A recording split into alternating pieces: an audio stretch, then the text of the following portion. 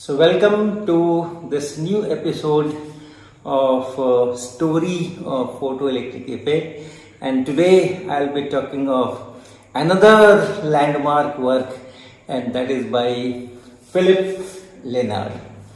Extremely good experimental physicist, 1886 PhD, and Nobel Prize winner of 1905 Physics Nobel Prize, and that was given for his work on cathode rays.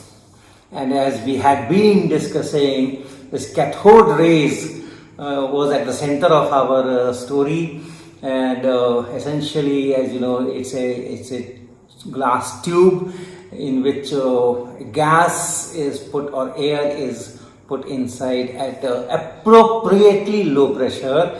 Then you have a cathode, you have an anode, and tens of thousands of volts are applied across them. And then from the cathode something invisible comes out and travels through the tube and falls on the glass of the tube, and where it falls it creates greenish shining, right? So some kind of a phosphorescence is there. Okay, so Lenard also worked on that, and that time, this is 1886, 87, that period, these cathode rays were very well established. Something comes out from the cathode and falls on the glass where it gives that glow. But what that something is a negatively charged, and it can be deflected by magnetic fields and electric fields. All those things were there, but whether they are material particle, mass is there, or it is some kind of just like say ultraviolet radiation. Okay, so that is also invisible. You don't see ultraviolet, but then yes, it is emitted and it goes and it falls and it does some tricks. So that was a kind of confusion. Some scientists believed that it is some kind of a wave in that hypothetical medium ether, which was supposed to be there everywhere in all materials, all transparent materials, and everywhere in space, and so on and so forth. So just like electromagnetic radiation, this is also some kind of a radiation. And another set of physicists thought that no, these are material particles which are ejected from the cathode, and therefore they are constituents of matter. Now, 1888, Lenard created a tube, fabricated a vacuum tube, to see if these cathode rays can pass through quartz. Why quartz? We had already discussed that quartz allows UV light to go through. Okay, normal glass doesn't. So these cathode rays were not coming out of the normal glass. Outside that vacuum tube, you put anything, it won't glow. So if it is that kind of radiation, UV kind of wave in the empty space, then it should come out of quartz. So he tried that, did not succeed. 1892, he joined Heinrich Hertz as an assistant. Right, 86 PhD, he did some job here and there and there and there, and then for 2 years he was at Bonn as an assistant to Hertz, and there Hertz showed a discovery or a result that he obtained from his experiments on cathode rays. And what was that? What was that? Suppose you have a vacuum tube, just a schematic design. You have a cathode here. Let us say you have an anode of this kind. This is an anode, a plate with a hole, right? A plate with a hole. Of course, it won't come out. So this is, let us say, this is the anode, and then this is connected to cathode, and anode are connected to that high voltage and high voltage. And then the cathode rays will come like this. Now, what Hertz was doing was trying to study the effect of this cathode rays on different materials. So one material was uranium glass. right? Uranium glass. It's some kind of glassy structure in which uranium oxide is embedded in some form, and if you put that material in the vacuum tube, inside this vacuum tube, then this glows. Then this glows. So if cathode rays falls on this, it glows, right? So doing an experiment on cathode ray inside this vacuum tube was quite difficult, because there are so many constraints. You have vacuum, you have gas at certain pressure, and then you have high voltage there, and you cannot do much here. But still, people were doing experiments. Now what Hertz had found, which he showed to this Lenard, that if this uranium glass tube is wrapped in an aluminium cover, okay, suppose it is wrapped in some aluminium foil inside this uranium oxide, and then if he puts it here, then he finds that this uranium glass still glows. Okay, still it glows inside that cover, and that means the cathode rays are penetrating this aluminium and then falling on this uranium. So that was something very new, that cathode rays can penetrate through aluminium foils. So Lenard picked this up, right? After discussion with Hertz, Lenard picked it, and then he was very excited to take this cathode rays out of this cathode ray tubes, right? So what he did is that he put an aluminium window here, okay, aluminium window here of appropriate thickness. Appropriate thickness, why? Because inside it is vacuum. Vacuum means low pressure. Outside it is atmospheric pressure. So if it is too thin, that pressure difference it will not be able to tolerate and will get punctured. And if it is too thick, then the cathode rays will not come out. So appropriate thickness of aluminium window, and from here, when he puts some fluorescence material somewhere here, then he finds that yes, it glows. That means the cathode rays are coming out. And not only that, if he puts this material somewhere at some distance also, then also it glows. That means after coming out, it travels.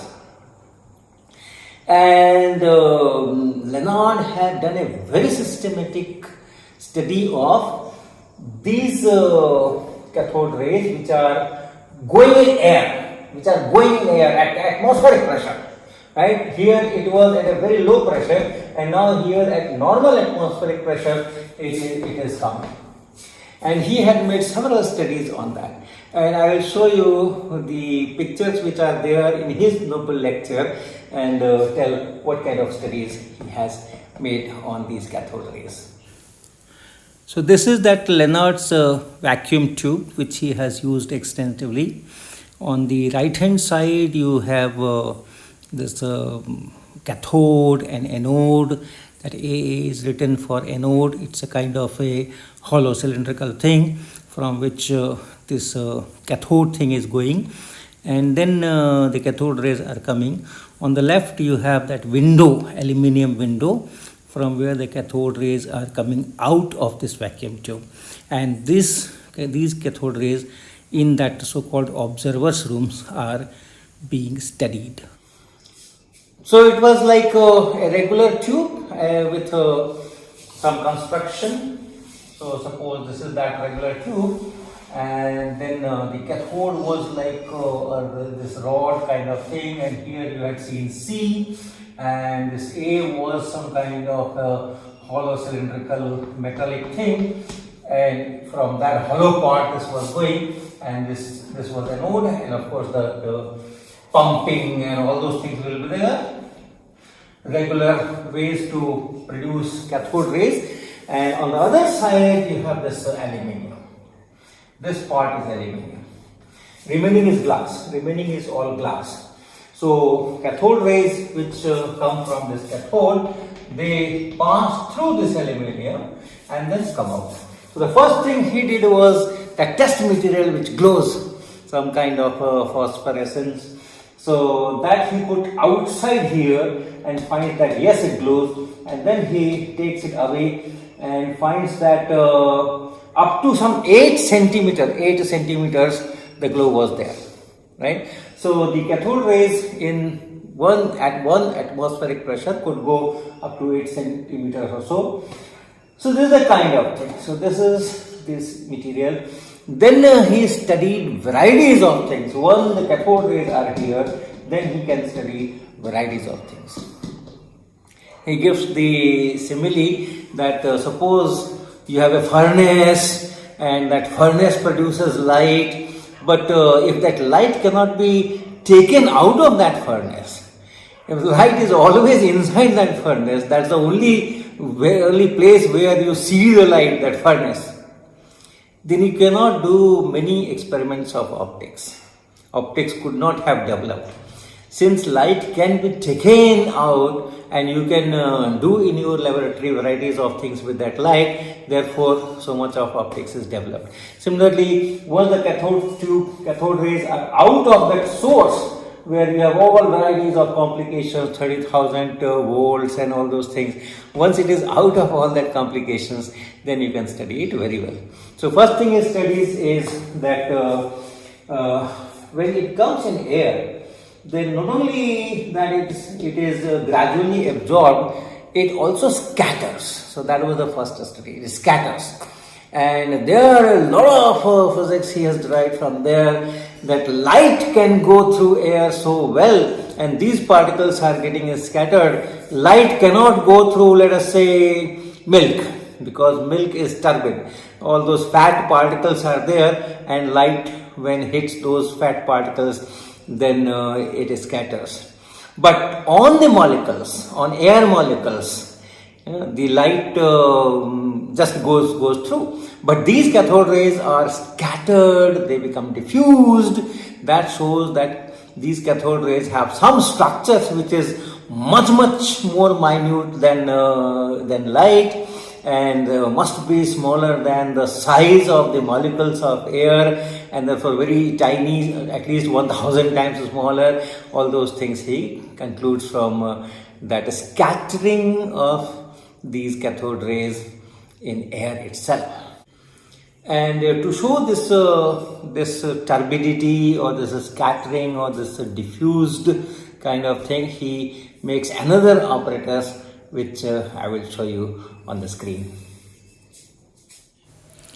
So in this diagram, the cathode ray tube is to the left of this whole diagram, and the cathode rays coming from left out of that aluminum window, going through the slit on the left, and then these cathode rays are falling on a screen. That bigger line that you see is the edge of the screen, and that fluorescence in screen is in the plane of this diagram, this whole plane. So maybe I will explain it better on the board. Just to keep this diagram in mind, and we will discuss on the board.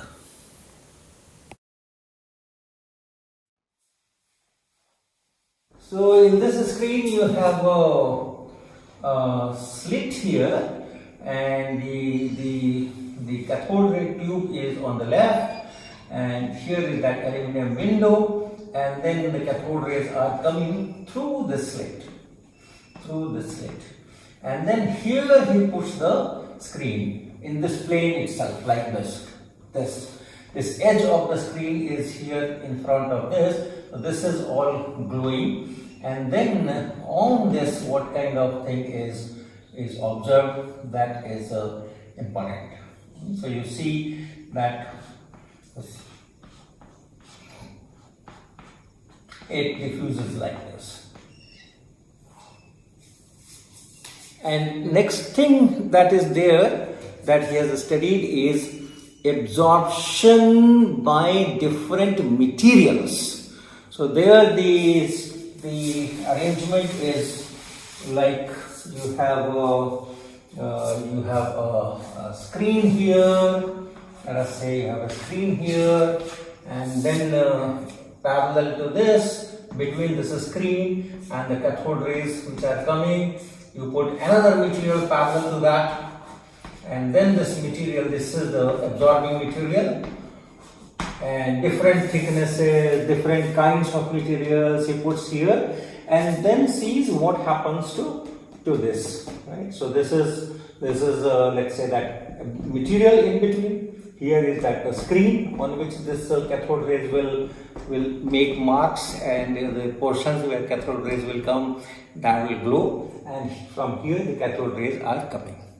So varieties of materials he has put here, and then he has seen whether it is absorbing and it still remains dark, or portions are glowing, and so on. So you first see the original things, and then maybe we can discuss. So this is another photograph from Lenard's Nobel lecture, and here you can see this screen on which cathode rays are falling, but in between the window of that cathode ray tube and this screen, they put a material. The upper half, which is almost black, completely black in fact, that corresponds to a 0.5 millimeter thick quartz plate which is placed between the cathode rays and the screen, and the lower half where you see a lot of this glow, there a thin aluminum foil is placed between this window and this. So the idea is to see what kind of material, of what thickness allow this cathode ray to go through and what stops. So this kind of studies are there. So what you have seen, if you see this in this orientation, then this part was dark, and for this part this was quartz plate. Okay, for this portion it was a quartz plate of some 0.5 millimeter of thickness. This was, and for this part it was aluminium, thin aluminium foil. So varieties of materials he has studied, and very interesting result he has found, that the pattern of absorption, what will absorb and what will transmit and how much it will transmit, that does not depend on the chemical composition of the material in the first approximation. In the first look, it appears that that chemical composition has nothing to do with it. It's only how much material is there, how much weight per or how much mass per unit area of that absorbing material is there. Only that decides whether it is how much it will absorb and how much it will transmit. From this, he discusses a lot of things about the atomic structure and comes out with beautiful models which finally could not sustain, but very thought-provoking and very interesting models he has devised. And one of the things that he has concluded from this is any atom of the material has lot of empty space in it. So from Rutherford model we know that yes, inside the atom we have lot of space, but from these experiments also he has concluded from all this scattering and absorption that atoms must have a lot of empty space, and the actual material should occupy only a small volume. And based on other things, he comes out with a thought model, and that model is also very interesting, and it's like this.